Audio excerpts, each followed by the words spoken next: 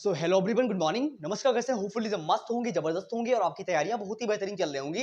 मैं आपका अपना मिशन फिर से आपके लिए एक मोस्ट इंपॉर्टेंट वीडियो लेके आया हूं, जहां पे बात करेंगे हिंदी पेडोलॉजी के कुछ most important previous year questions के बारे में। आज तक जितने भी मैंने वीडियो दिए हुए हैं सभी में मैं उन क्वेश्चंस को डिस्कस कर रहा हूं जो सीटेट में बार बार रिपीट हो रहे हैं, या अगर आप किसी भी प्रीवियस ईयर सेट को उठा के देखोगे तो ये क्वेश्चन 100 टाइम रिपीट होते मिलेंगे। अगर आप किसी भी टीचिंग एग्जाम की तैयारी कर रहे हो, लाइक वो सीटेट हो सकता है, रीट हो सकता है, केवीएस हो सकता है, यूपीटेट हो सकता है, अगर आप प्राइवेट स्कूल में पढ़ा तक रहे हो तब भी इजीली मेरे से कनेक्ट हो सकते हो। मैं डे बाय डे आपके सारे डाउट्स को सॉल्व करने की प्रॉपर कोशिश कर रहा हूं, और अभी तक मैंने इतने सारे वीडियो दे दिए हैं कि अगर आपने थोड़ा सा भी उन पे एफर्ट डाला, थोड़ा सा पढ़ने की कोशिश करी, तो एक ही बार में क्लियर हो जाएगा, चाहे यूपीटेट हो और चाहे सीटेट हो। चलते फिर आपका टाइम वेस्ट बिल्कुल भी नहीं करेंगे, कॉपी पेन लेके बैठ जाइएगा, तो कि जब भी मैं, क्योंकि होता क्या है जब आप एग्जाम सेंटर पे जाते हो, जब हैंड रिटन नोट्स होते हैं, यानी आपके बनाए हुए नोट्स जो होते हैं, उनसे जब आप पढ़ के जाते हो तो आपका माइंडसेट अलग ही प्रकार का होता है, और वहां पे आपका एक अच्छा खासा स्कोर आता है जब आप खुद से पढ़ के जाते हो, है ना। तो इसीलिए मैं हर वीडियो में यही बोलता हूं कि जो है कि तैयारी कर रहे हो तो उसको बेस्ट तरीके से करो यार। में टाइम पास करने की कोई आवश्यकता है नहीं,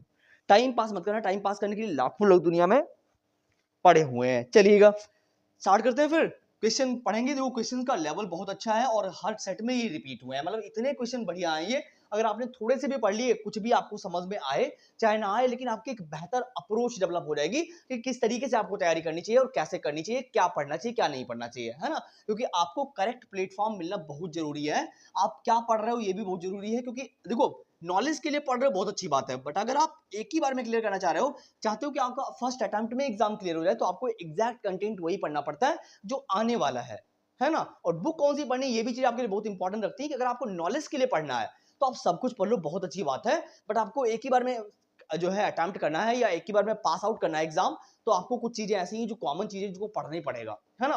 चलो क्वेश्चन नंबर 1 को पढ़ते हैं और समझते हैं कि हमारा क्वेश्चन नंबर 1 क्या कह रहा है।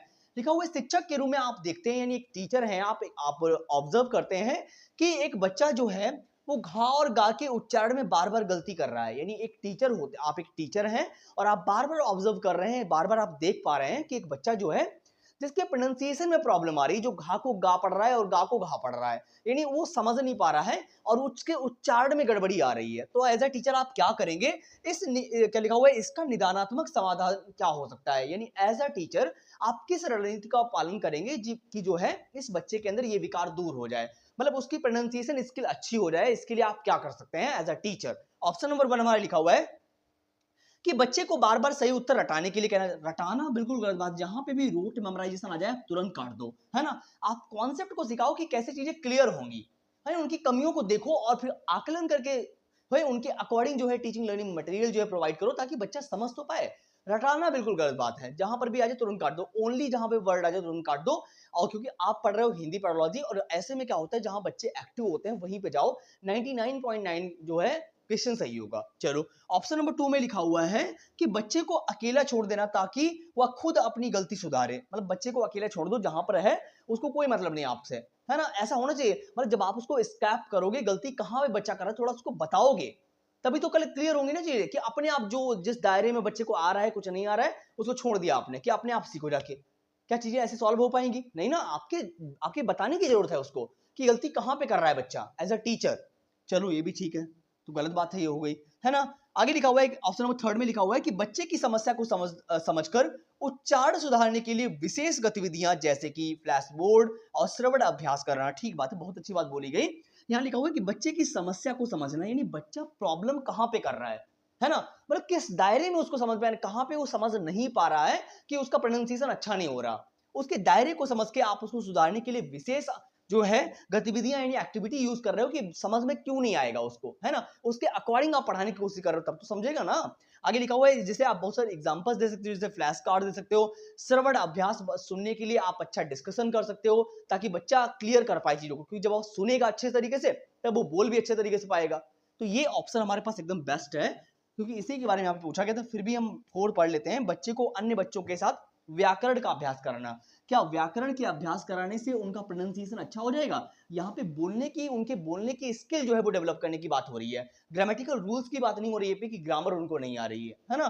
तो option number 3 is the right answer, over here, जहां पे बच्चे की बात को सुना जा रहा है और उनके अकॉर्डिंग जो है टीचर अपनी बात को कह रहा है, कि बच्चे का दायरा देख देख के पेश कर रहा है चीजें, एग्जांपल्स दे देके, है ना, डिफरेंट टाइप का एग्जांपल दे रहा है बच्चे को दे रहा है टीचर, ताकि बच्चा हर तरीके से समझ जाए, चाहे उनके अंदर कोई डिसेबिलिटी है फिर भी वो आपकी बात को समझ पा रहे हैं, टीचर की बात को समझ पा रहे हैं।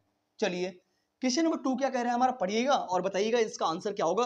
कहीं कहीं पे कमेंट करके आंसर बताते रहना और जहां पे डाउट रहे तब भी कमेंट करना। क्वेश्चन नंबर 2 हमारा कह रहा है कि भाषा के बिना विचार अभिव्यक्त नहीं किए जा सकते, यानी लैंग्वेज के माध्यम से ही तो हम अपनी बात को आप तक पहुंचा पा रहे हैं। अगर लैंग्वेज ना होती तो क्या हम अपनी बात को आप तक पहुंचा पाते, ना तो आपकी बात को हम समझ पाते। तो वही बात है, लैंग्वेज जो है, भाषा जो है, वो एक कम्युनिकेशन का माध्यम है, एक संप्रेषण का माध्यम है, जिसका बहुत बड़ा रोल है हमारी लाइफ में, क्योंकि वो ना होती, भाषा ना होती तो हम अपनी बात को कह भी नहीं पाते और ना ही हम अपने विचारों को प्रकट कर पाते, ना ही उनकी हम अभिव्यक्ति कर पाते। ठीक बात है। आगे लिखा हुआ है और विचार के बिना भाषा को कोई अस्तित्व नहीं है, यानी विचार ही नहीं आपके माइंड में आएगा, आपके माइंड में थॉट ही नहीं आएगा तो आप बोलोगे कहां से, है ना। तो विचार आना बहुत जरूरी है और विचार आएगा तभी अपनी बात को आप कहोगे सामने वाले से। तो दोनों चीजें आपस में कैसी इंटरकनेक्टेड है। आप ये नहीं कह सकते कि विचार अलग जा रहा है, भाषा अलग जा रही है। जैसे आपके माइंड में विचार आएंगे तभी तो आप बोलोगे और जैसे थॉट प्रोसेस हो गया वैसे आप बोलते हो सामने वाले से। वही बातें कही है, तो दोनों का बराबर बराबर योगदान है और दोनों आपस में अंतः संबंधित है या आपस में कह सकते हो इंटरकनेक्टेड है ना। चलो आगे लिखा हुआ है कि शिक्षक के रूप में आपको बच्चों में, इस संदर्भ में शिक्षक के रूप में आपको बच्चों में भाषा और विचार के विकास के लिए क्या करना चाहिए। यहाँ पे बोला गया है कि एज अ टीचर हो आप और आपको बच्चों में भाषा और विचारों के विकास के लिए क्या करना चाहिए। बताओ, लैंग्वेज और थॉट के बारे में बात करनी चाहिए, टीचर क्या कर सकता है बच्चों की क्लास में, बोल रहे हैं जब मान लीजिएगा। ऑप्शन नंबर 1 हमारा कह रहा है कि बच्चों को केवल व्याकरण का अध्ययन करना चाहिए ताकि वे भाषा को सही तरीके से लिख सकें। अगर वो व्याकरण का अध्ययन करेंगे तो ही उनके अंदर भाषा अच्छी होगी, है। ये क्या यार रूल्स है, भाषा लैंग्वेज जो है तब अच्छी होगी जब आप बोलोगे, जब आप इंटरैक्ट करोगे लोगों से, है ना, आपस में डिस्कशन करोगे, तब लैंग्वेज अच्छी होगी। ग्रामेटिकल रूल पढ़ने से भाषा थोड़ी ना अच्छी हो जाएगी, है ना। तो केवल पहली बात है, तो ये कट हो गया। आगे देखो, ऑप्शन नंबर 2 कह रहा है कि बच्चों को नई नई गतिविधियां और वार्तालाप करने के अवसर दो, उनकी भाषा और सोचने की समझने की क्षमता को प्रोत्साहित करो। बिल्कुल सही बात है कि बच्चों को नई नई गतिविधियां यानी डिफरेंट टाइप की एक्टिविटी कराओ, है ना, जहां पे कोई नाटक करा रहे हो, कोई एक्टिंग करा रहे हो, जो उनको रोल प्ले करा रहे हो, है ना, जिनके माध्यम से उनकी लैंग्वेज अच्छी हो रही है और वो समझ पा रहे हैं चीजों को, अपने जैसे उनके अंदर थॉट आ रहा है, फिर उनकी भाषा भी अच्छी होगी। आगे लिखा हुआ है और वार्तालाप का अवसर देकर उनकी भाषा और सोचने की क्षमता को प्रोत्साहित करना चाहिए। जैसे आप कोई सेंटेंस दे रहे, कोई वर्ड दे रहे हो कि इस वर्ड पे कोई एक सेंटेंस बनाओ, तो बच्चा सोचेगा, फिर सोच के बोलेगा। आपने कोई टॉपिक दिया हुआ है बच्चे को और फिर आपने बोला कि इस टॉपिक पे आपको 10 लाइनें बोलनी है, तो आप बच्चा जो है उस टॉपिक के दायरे को सोचेगा पहले और फिर जब माइंड में आएगा उसके थॉट प्रोसेस, फिर वो बोल के भी दिखाएगा। तो यहाँ से क्या होगा, जो है उनकी लैंग्वेज जो होगी वो भी अच्छी होगी और उनका थॉट प्रोसेस भी अच्छा होगा, है ना। तो ये हमारे लिए अच्छा बेस्ट ऑप्शन दिया हुआ है। फिर भी हम आगे पढ़ लेते हैं। बच्चों को रटने के लिए, फिर से रटना आगे तुरंत काट दो, केवल पाठ्य पुस्तक, केवल आगे काट दो, केवल पाठ्य पुस्तक के प्रश्न पढ़ते रहो, बात का काम खत्म है। केवल किताबों के प्रश्न पढ़ने से लैंग्वेज थोड़ी ना अच्छी हो जाएगी, है कि आप किताबें पढ़ते रहो, किताबें पढ़ते रहो, उनके क्वेश्चन सॉल्व करते रहो। जब आप सामने वाले से बात ही नहीं करोगे तो लैंग्वेज कहां से बढ़िया होगी, है ना। चलिए आगे चलते हैं, होपफुली आपको ये बात समझ में आ गई होगी। स्क्रीनशॉट मारते रहना, क्योंकि जब आप एग्जाम सेंटर पे जाओगे तो आपके लिए बहुत बेटर करेंगी चीजें जब आप खुद से नोट्स बनाते हो। चलो क्वेश्चन नंबर 3 को पढ़ते हैं, समझते हैं कि क्वेश्चन नंबर 3 हमारा क्या कह रहा है। सेशन अच्छा लग रहा हो तो प्लीज लाइक शेयर कर देना, सब्सक्राइब तो कर ही लोगे ताकि जब भी वीडियो बनाऊंगा तो आपके पास नोटिफिकेशन आ जाएगा। जब तक सीटेड रिपीटेड नहीं हो जाएगा कंटिन्यू वीडियो लाऊंगा मैं अपने चैनल पे और हर शाम 6 बजे आपको नई वीडियो मिलती है चैनल पे। क्वेश्चन नंबर 3 को पढ़ते हैं। लिखा हुआ है त्रिआयामी शिक्षण दृष्टिकोण में संज्ञानात्मक, भावनात्मक और कौशलात्मक आयामों का विकास होता है। यानी जब आप किसी भी चीज को सीखते हैं या सिखाते हैं तब क्या होता है, आपका संज्ञान भी डेवलप होता है, आपके इमोशनल पावर भी डेवलप होती है और आपके कौशल भी डेवलप होते हैं, है ना। बिल्कुल ठीक बात है कि जब आप किसी के सामने बात भी करते हो, कुछ भी नया सीखते हो, किसी से बात करते हो या क्लासरूम में सीखते हो या कुछ पढ़ा भी रहे होते हो, तो हमें क्या होता है, हमारा इमोशनल पावर हो, चाहे हमारे सीखने समझने की, सोचने समझने की शक्ति हो, सारी चीजों में एक विकास होता है, एक डेवलप होता है, डेवलपमेंट होता है। आगे लिखा हुआ है यदि कक्षा में शिक्षक का उद्देश्य बच्चों की भाषा समझने की क्षमता के साथ साथ उनके भावनात्मक और व्यवहारिक विकास को बढ़ावा देना है तो वह कौन सी गतिविधियां अपनाएंगे। यानी एक टीचर जो है, जो बच्चे की क्षमता बढ़ाना चाहता है कि इमोशन बच्चे के अंदर भी डेवलप हो और बच्चे के व्यवहारिक विकास भी डेवलप हो कि किस तरीके से उसको बात करनी चाहिए सामने वाले से, तो इन चीजों का विकास के लिए टीचर को कौन सी रणनीति जो है उसको फॉलो करना चाहिए। ऑप्शन नंबर 1 हमारा कह रहा है कि बच्चों को केवल व्याकरण पढ़ाते रहो। फिर से केवल, यार मैंने बोल दिया कि व्याकरण पढ़ाने से उनके इमोशंस थोड़ी ना डेवलप हो जाएंगे, समझ मेरी बात को। क्या ग्रामेटिकल रूल पढ़ाने से उनके जो है भावनात्मक बुद्धि बढ़ जाएगी उनकी, है, बताइए ना, उनके अंदर इमोशंस आ जाएंगे क्या। तो ये बात तो गलत हो गई यार। बच्चों को समूह चर्चा, क्या लिखा हुआ है, बच्चों को समूह चर्चा, कहानी लेखन और नाटक गतिविधियों में शामिल करना। बिल्कुल सही बात है। जब आप ग्रुप में डिस्कशन कराओगे, आपस में कोलैबोरेट कराओगे, डिस्कस कराओगे, तो वहां पे बच्चे का संज्ञान डेवलप होगा, है ना। वो बातें करेगा तो उनका व्यवहार करने की एक्टिविटी भी बढ़िया होगी। आगे लिखा हुआ कहानी लेखन, जब आप डिफरेंट टाइप की कहानियां लिखवाओगे तो उनके टाइटल को देख के बच्चे के इमोशंस बढ़ेंगे कि कहानी में क्या हुआ होगा आगे, है ना। आगे लिखा हुआ नाटक, नाटक कराओगे तो उनका रोल प्ले होगा, वो लैंग्वेज को भी अच्छे से बोल पाएंगे। तो इस जो ऑप्शन के माध्यम से कई चीजें हमारी क्लियर हो रही हैं, तो ये हमारे लिए बेस्ट ऑप्शन है। और यहाँ भी बोला गया था कि कौन सा ऐसी रणनीति है जहां पे ये चीजें डेवलप हो जाएंगी। जब आप रोल प्ले कराते हो तो एक्टिंग कराते हो, नाटक कराते हो, तो वहां पे इमोशंस भी डेवलप होते हैं, है ना। फिर भी आगे पढ़ लेते हैं, केवल बच्चों को पाठ पढ़ने, केवल पाठ पढ़ाते रहो, ऐसा कभी हो सकता है अच्छे से? बच्चों को रटना रटना यार नहीं कराना, आपको कॉन्सेप्ट सिखाना है। तो option number 2 is the right answer over here. आगे चलते हैं, समझते हैं क्वेश्चन नंबर थर्ड को, सॉरी फोर्थ को। देखते हैं क्वेश्चन नंबर फोर्थ में क्या बात बोली गई है। बहुत ही बेहतर क्वेश्चन है, इतनी बार रिपीट हुए हैं ये, अगर आप थोड़ी देर पढ़ोगे तब भी चीजें बहुत सारी क्लियर हो जाएंगी हमारी, है ना। चलिए क्वेश्चन नंबर 4 को पढ़ते हैं। हिंदी शिक्षण के दौरान, यानी कोई लैंग्वेज टीचर है जो हिंदी को पढ़ा रहा है, शिक्षक को बच्चों के बीच संवाद और वार्तालाप को प्रोत्साहित क्यों करना चाहिए। यानी एक टीचर जो है उसको बच्चों के बीच में कोलैबोरेशन, सहयोग, डिस्कशन क्यों कराना चाहिए। एक हिंदी लैंग्वेज टीचर है, कहा जा रहा है कि वो टीचर जो है वो आपस में प्रोत्साहन क्यों बढ़ाएगा कि बच्चे आपस में बात करें, आपस में इंटरैक्ट करें, कोलैबोरेट करें, ये क्यों करना जरूरी है इसका रीजन पूछा गया है। बताओ इसका उद्देश्य क्या हो सकता है कि बच्चे आपस में चर्चाएं करें। क्योंकि बच्चे जब चर्चा करते हैं तो वो अपने आप से अपनी डायरेक्शन को तय कर पाते हैं। क्योंकि जब आप प्राइवेट स्पीच करते हो, खुद से बातें भी करते हो, तब भी आपको एक अप्रोच डेवलप होती है कि हम ये जो कर रहे हैं ये सही है ना। तो ऑप्शन नंबर 1 को पढ़ो, केवल बच्चों के व्याकरण, केवल व्याकरण पढ़ना ही सब कुछ नहीं होता। चर्चा करने का मतलब व्याकरण नहीं है ना। बच्चों को रचनात्मक सोच, क्रिएटिविटी मतलब विचारों की अभिव्यक्ति, वो अपनी बात को कह पा रहे हैं, और लिख भी पा रहे हैं, भाषा कौशल यानी सुनना, बोलना, पढ़ना, लिखना, इनको भी सीख पा रहे हैं, विकसित करने का अवसर देना। बहुत अच्छी बात है। यहाँ पे बोला गया था कि शिक्षकों, जैसे ये क्वेश्चन दिया गया, सुन लो मेरी बात पहले। देखो ऊपर क्या इन्होंने बोला कि संवाद और वार्तालाप को प्रोत्साहित क्यों करना चाहिए। फिर इन्होंने लिखा हुआ है कि शिक्षक ने बच्चों को वृक्षों का महत्व पर चर्चा करने और उस पर लेख लिखने के लिए कहा है। एक टीचर जो है जिन्होंने क्या इंपॉर्टेंस ऑफ ट्री, यानी जो वृक्ष है, जो पेड़ है, उनके इंपॉर्टेंस पे एक लेख लिखने के लिए कहा है। और ऐसा करने का उद्देश्य क्या हो सकता है, बताओ जरा। मतलब आपको कोई पार्टिकुलर टॉपिक दिया गया है और उस पे एक लेख लिखने के लिए कहा गया है कि इसमें एक लाइनें लिखो कुछ, मतलब 1 पेज 2 पेज जो भी 4 पेज आपको लिखना है। इसका क्या उद्देश्य हो सकता है? क्या इसका व्याकरण जानना उद्देश्य हो सकता है? आगे लिखा हुआ है कि ऐसा जब करोगे तो रचनात्मक यानी क्रिएटिविटी बढ़ेगी। क्या बढ़ेगी? क्रिएटिविटी। आप डिफरेंट टाइप से सोचोगे कि हमारा जो पेड़ है, जो पेड़ों का इंपॉर्टेंस है, यानी जो ट्री का इंपॉर्टेंस है, ट्रीज का, ये हमारे लिए किस तरीके से लाभदायक है। तो आप कई दिशाओं में सोचोगे, है ना। तो आपके सोचने समझने की शक्ति भी बढ़ेगी। विचारों की अभिव्यक्ति आप किस तरीके से देखोगे कि कैसे इंपॉर्टेंस हो सकता है वृक्षों का, तो वो भी देखोगे। लिखोगे अच्छा, तो जब आप लिखोगे डिफरेंट टाइप से तो आपके भाषा कौशल भी बढ़िया होंगे। सुनना, बोलना, पढ़ना, लिखना, जो भाषा कौशल होते हैं वो भी डेवलप होंगे। तो ये हमारे लिए बहुत अच्छी बात है कि आप बच्चे को अवसर प्रदान कर रहे हो जहां से बच्चा अपनी थिंकिंग पावर को, सोचने समझने की शक्ति को बढ़ा पा रहा है ना। आगे लिखा हुआ है कि बच्चों को विषय के बारे में रटना, फिर से रटना, तुरंत काट दो। बच्चों को सटीक उत्तर देने के लिए कहना। भाई जब बच्चे को आप टॉपिक दे रहे हो तो आप उससे ये उम्मीद नहीं कर सकते हो कि जो भी बच्चा बताएगा बिल्कुल सही बताएगा। मतलब जो भी उसके विचार रहेंगे, जो भी उसके एक्सपीरियंस रहेंगे, वो उनको शेयर करेगा। आप ये नहीं कह सकते कि यार तुम बिल्कुल सही बोलो, जो भी बोलना है आप गलत नहीं बोल सकते। मतलब आप जब मौका दे रहे हो बच्चे को तो बच्चा अपनी बात को रखेगा, जरूरी नहीं वो पूरा पूरा सटीक दे आंसर, है ना। तो ये तो गलत हो गया। Second answer is the right answer over here. आगे चलते हैं, समझते हैं कि क्वेश्चन नंबर 5 हमारा क्या कह रहा है। क्वेश्चन नंबर 5 को समझते हैं कि ये बात आ गई प्याजे की। समझते हैं कि प्याजे के बारे में। प्याजे एक रचनाकार हैं जिन्होंने संज्ञानात्मक विकास का सिद्धांत दिया हुआ है, जिन्होंने डेवलपमेंट की स्टेजेस, डेवलपमेंट जो है, जो विकास की प्रक्रिया है, उनको चरणों में बांट दिया है कि 0 से जन्म से 2 वर्ष ये होता है सेंसरी मोटर, फिर 2 से 7 वर्ष की प्री ऑपरेशनल, फिर 7 से 11 वर्ष कंक्रीट होगी, फिर 11 से 15 जो भी होगी आपकी वो एडोलेसेंस होगी। यानी इन्होंने विकास की प्रक्रियाओं को एक सीक्वेंस में बांट दिया है, क्रम में बांट दिया है ना।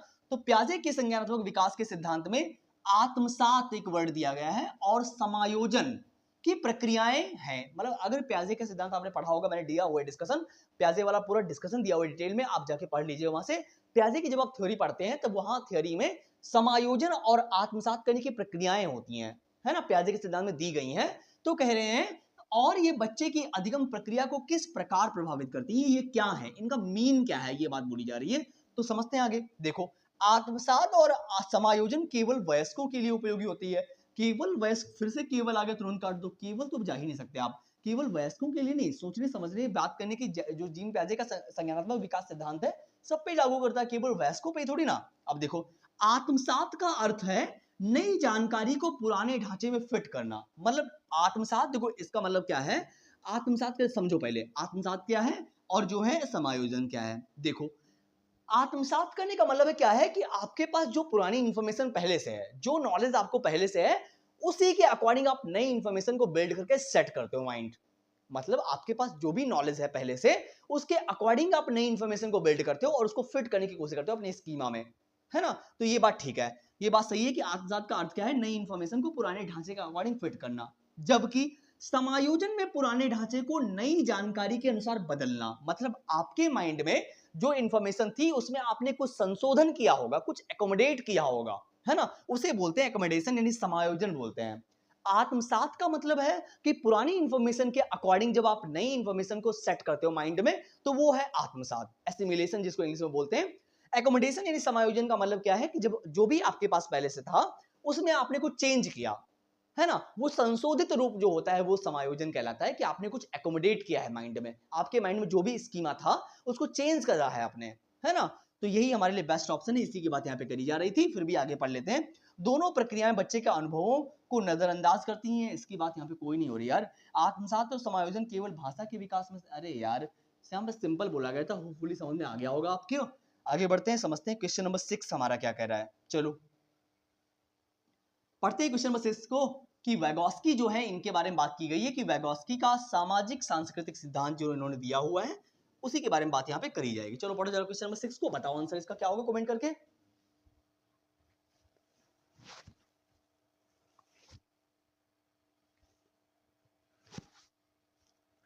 बहुत गर्मी है यार भाई मेरे।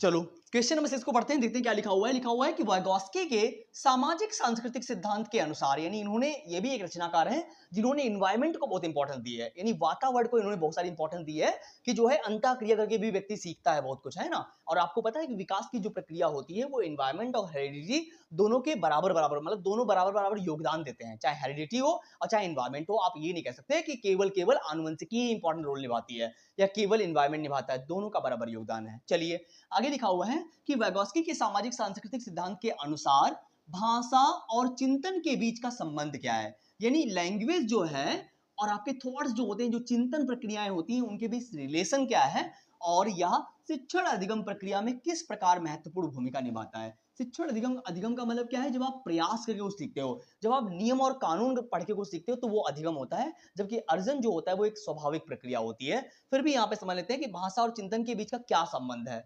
चलो ऑप्शन नंबर 1 में लिखा गया है कि भाषा केवल संचार का माध्यम है और चिंतन से स्वतंत्र है। आप ऐसा कह सकते हो कि लैंग्वेज जो है वो केवल एक मीडियम का काम करती है, चिंतन से उसका कोई मतलब नहीं है। भाई जो भी आप सोचते हो समझते हो, सारी चीजों के अकॉर्डिंग ही आप बोलते हो, है ना। तो सब कुछ आपस में इंटरकनेक्टेड है, स्वतंत्र थोड़ी ना है।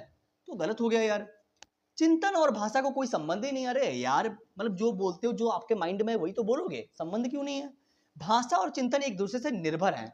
आगे लिखा हुआ है और भाषा अधिगम प्रक्रिया का एक मुख्य साधन है। बिल्कुल सही बात बोली गई है कि जो है भाषा और चिंतन एक दूसरे पर निर्भर हैं। जैसे आपके थॉट प्रोसेस होंगे और वैसे आपकी लैंग्वेज निकलती होगी माइंड की, है ना। और भाषा अधिगम प्रक्रिया का एक मुख्य साधन है। भाषा अधिगम का मतलब है जब आप कुछ सीखते हो वो भी एफर्ट करके, है ना। तो यही हमारे लिए बेस्ट ऑप्शन है, और जो बेस्ट है वही सही है। भाषा और चिंतन विकासशील अवस्था में अलग अलग कार्य करते हैं। अरे इसकी तो कोई बात नहीं करी गई यहाँ पे। Third option is the right answer over here. आगे चलेंगे, समझेंगे हमारा क्वेश्चन नंबर 7 क्या कह रहा है। बहुत ही बेटर क्वेश्चन है, सॉरी फॉर दैट। क्या करूं यार, मैं भी बबलिंग करने लगा हूं। बच्चे की 6 महीने की उम्र में बबलिंग आती है कि वो बड़बड़ाना सीख जाता है। बड़बड़ाना, क्वीन की जो आती है, यानी कूकना शुरू कर देता है 3 महीने में, और जो है 6 महीने में बैबलिंग आती है। 1.5 साल में जो है, 1 साल के अंदर वो एक शब्द बोलता है। 2 साल में टेलीग्राफिक स्पीच यानी प्रॉपर सेंटेंस बनाने लगता है बच्चा। चलिए क्वेश्चन नंबर 7 क्या कह रहा है कि भाषा अर्जन, अर्जन का मतलब जब आप स्वाभाविक रूप से कुछ सीखते हो, और अधिगम जब आप कुछ एफर्ट करके सीखते हो, रूल और रेगुलेशंस के कुछ थ्रू कुछ सीखते हो, तो वो भाषा अधिगम होता है। के बीच एक मुख्य अंतर क्या है, आपसे बोला गया है कि जो भाषा अर्जन है और भाषा अधिगम है, इसके बीच की स्ट्रैटेजी में अंतर क्या है, आगे लिखा हुआ है। और शिक्षक भाषा अर्जन को बढ़ावा देने के लिए क्या रणनीतियां अपनाएंगे। देखो भाषा यहाँ पे पूछा गया कि शिक्षक जो है वो भाषा अर्जन, अर्जन का मतलब जब आप अपने आसपास के लोगों से एफर्ट करके कुछ ना ऐसे सीख जाओ, स्वाभाविक प्रक्रिया से सीख जाओ, यानी आपके आसपास के लोगों से आपने बात करी होगी और उनके माध्यम से भी जब आप ऐसे सीख जाते हो, वहां पे कुछ आपको नियम पढ़ने की आवश्यकता नहीं पड़ती, तो वो अर्जन होता है। और भाषा अर्जन के लिए टीचर कौन सी रणनीति अपनाएगा, ये भी बात यहाँ पे पूछी जा रही है। चलो अब ऑप्शन नंबर 1 हमारा कह रहा है कि भाषा अर्जन औपचारिक शिक्षण प्रक्रिया पर निर्भर करता है, जबकि भाषा अधिगम स्वाभाविक रूप से होता है। बिल्कुल गलत बात बोल दी गई। अधिगम जो होता है वो स्वाभाविक नहीं है, वो औपचारिक है, जबकि अर्जन जो है वो स्वाभाविक है। तो उल्टा कह दिया गया यहाँ पे, तो गलत बात हो गई। भाषा अर्जन स्वाभाविक है और अनौपचारिक दोनों है, जबकि भाषा अधिगम एक औपचारिक शिक्षण पर आधारित होता है। बिल्कुल सही बात बोली गई है कि अधिगम जब आप रूल और रेगुलेशंस को सीखते हो तो वो अधिगम होता है। अर्जन का मतलब जब आप इंटरैक्ट करके अंतः क्रिया करके भी सीख जाते हो तो वो होता है अर्जन, जहां पे किसी नियम और कानून की आवश्यकता नहीं पड़ती आपको, है ना। तो यही मेन डिफरेंस है इन चीजों में। भाषा अर्जन केवल व्याकरण पे यहाँ पे निर्भर नहीं होता, केवल वयस्कों पर निर्भर नहीं। Third answer is the right answer over here. Hopefully आपको ये बात समझ में आ गई होगी। भाषा अर्जन और अधिगम बहुत इंपॉर्टेंट है। पूरा पूरा टॉपिक मैंने दे रखा है, आप जाके वहां चेक करिए। पूरी प्लेलिस्ट मैंने दे रखी है जहां पे टॉपिक वाइज चीजें मैंने आपको जो है प्रोवाइड करी है। फिर भी आगे चलते हैं, समझते हैं क्वेश्चन नंबर 8 हमारा क्या कह रहा है। ज्यादा बड़ा सेशन नहीं है, ओनली 10 क्वेश्चन डिस्कस कर रहे हैं हर सेशन में, ताकि आप भी बोर ना हो और मैं भी बोर ना हो। चलो नॉम चॉम्स्की की बात करी गई है यहाँ पे कि जो है चॉम्स्की ने भाषा अधिग्रहण यंत्र के बारे में बात की है कि जो है बच्चे के अंदर एक एलएडी होता है। क्या होता है? एलएडी। एलएडी का मतलब क्या है कि भाषा अधिग्रहण यंत्र। क्या बोलेंगे इसको? भाषा अधिग्रहण यंत्र बोलते हैं कि जो बच्चे के अंदर जन्मजात क्षमता के साथ बच्चा पैदा होता है। आप ये नहीं कह सकते कि बच्चे जो होते हैं वो खाली प्लेट के रूप में पैदा होते हैं, उनको कुछ नहीं आता है, ऐसा कुछ नहीं कह सकते। बच्चे के अंदर ये जन्मजात क्षमता होती है कि वो किसी भी लैंग्वेज को एक्वायर कर सकता है, बस आपको इन्वायरमेंट देना पड़ेगा बच्चों को, है ना। क्योंकि जो अमेरिका का बच्चा है उसको अंग्रेजी बचपन में पैदा होता तब नहीं सिखाई जाती, फिर भी वो अंग्रेजी में बात करता है ना। तो एनवायरमेंट मिलना बहुत जरूरी है। देखते हैं फिर भी क्या लिखा हुआ है ऑप्शन नंबर 1 में कि बच्चों में भाषा अर्जन की नॉम चॉम्स्की के भाषा क्या पढ़ लो जरा। नॉम चॉम्स्की के भाषा अर्जन यंत्र के सिद्धांत के अनुसार, यानी जो इन्होंने बोला हुआ है कि जो इन्होंने बताया हुआ है एलएडी बच्चे के अंदर होता है, लैंग्वेज एक्विजिशन डिवाइस जो होती है, के सिद्धांत के अनुसार बच्चों के भाषा अर्जन की प्रक्रिया कैसे स्वाभाविक रूप से होती है और शिक्षक इसे हिंदी शिक्षण में किस प्रकार प्रोत्साहित कर सकते हैं। यानी टीचर, जैसे यहाँ पे बात बोली गई कि जो चॉम्स्की ने कहा है कि बच्चे के अंदर एलएडी होता है, लैंग्वेज एक्विजिशन डिवाइस होती है, तो ये भाषा अर्जन की प्रक्रिया में मतलब बोला गया कि ये इनके अनुसार, चॉम्स्की के अनुसार जो है भाषा अर्जन जो है वो स्वाभाविक प्रक्रिया क्यों है, कैसे है, उसकी बात करी जा रही है। और ये बोला है शिक्षक इसे हिंदी शिक्षण में किस प्रकार प्रोत्साहित कर सकते हैं, मतलब हिंदी पढ़ाने में इसको कैसे प्रोत्साहित कर सकते हैं कि जो है कि भाषा अर्जन एक स्वाभाविक प्रक्रिया है, स्वाभाविक प्रक्रियाएं भी कुछ होती हैं, है ना। देखो बच्चों में भाषा अर्जन केवल अनुकरण के माध्यम से, अनुकरण की बात चॉम्स्की नहीं करते, स्किनर करते हैं। कौन करते हैं? स्किनर करते हैं। इन जब स्किनर की बात आएगी तो अनुकरण करने की वजह से नकल करके सीखना, है ना, इनकी बात चॉम्स्की नहीं करते हैं। बच्चों के पास जन्मजात भाषा अर्जन क्षमता होती है और शिक्षक को प्राकृतिक वातावरण प्रदान करना चाहिए। बहुत अच्छी बात है, बहुत ठंडा बढ़िया बोला गया। बच्चों को केवल व्याकरण, फिर से केवल व्याकरण, बच्चों को भाषा अर्जन बच्चों के लिए केवल किशोर, केवल जो एडल्ट होते हैं उन्हीं के लिए, ऐसा नहीं होता। बच्चा पैदा होता है तब भी उसके अंदर लैंग्वेज जो है डिवाइस होती है। ये ऑप्शन हमारे पास बेटर लिखा हुआ है कि बच्चों में जन्मजात क्षमता होती है। मैंने पहले बोल दिया कि बच्चों के अंदर एलएडी होता है, लैंग्वेज एक्विजिशन डिवाइस होती है, और टीचर जो होता है केवल उनको प्राकृतिक नई वातावरण प्रदान कर दे, इन्वायरमेंट प्रदान कर दे, तो वो किसी भी लैंग्वेज को एक्वायर कर सकते हैं, इजिली सीख सकते हैं, है ना। तो इसी की बात यहाँ पे करी गई थी। Second answer is the right answer over here. आगे चलेंगे, समझेंगे क्वेश्चन नंबर 9 को। देखते हैं क्वेश्चन नंबर 9 क्या कह रहा है। सेकंड लास्ट क्वेश्चन है, ओवरऑल 10 क्वेश्चन ही डिस्कस करेंगे आज। शिक्षण सहायक सामग्री में सॉफ्टवेयर और ऑनलाइन टूल्स का क्या महत्व है। मतलब जो ये ऑनलाइन सिस्टम चल गया है, या डिजिटल बोर्ड चल गए हैं, या कंप्यूटर लैपटॉप का जमाना है, तो इनका क्या इंपॉर्टेंस हो सकता है। तो बहुत सिंपल है यार, बता सकते हो।